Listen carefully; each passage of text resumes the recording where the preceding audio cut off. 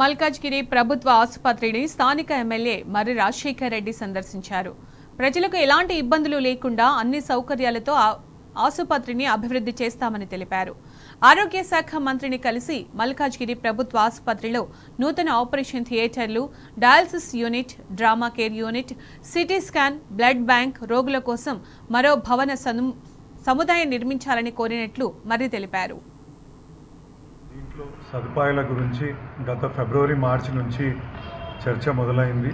మార్చిలో ఒక మీటింగ్ పెట్టుకొని ఇక్కడ ఒక డయాలసిస్ యూనిట్, ఒక సిటీ స్కాన్, ఒక బ్లడ్ బ్యాంక్, ఒక ల్యాబొరేటరీని నెలకొల్పడానికి అప్పుడు డిసిషన్స్ తీసుకోవడం జరిగింది.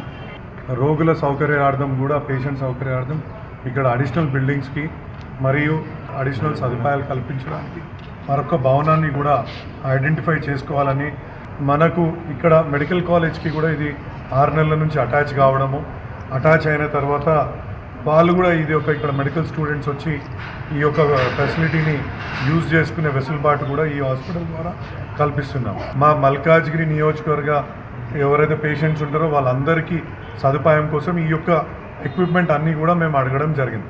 అడిషనల్ బిల్డింగ్ వచ్చినప్పుడు మాకు ఇంకొక 2 ఆపరేషన్ థియేటర్లు కూడా ఇక్కడ వచ్చి ఇది మరొక గాంధీ ఆసుపత్రిగా దీన్ని తీర్చిదిద్దాలనే ఉద్దేశం మా అందరికీ ఉంది.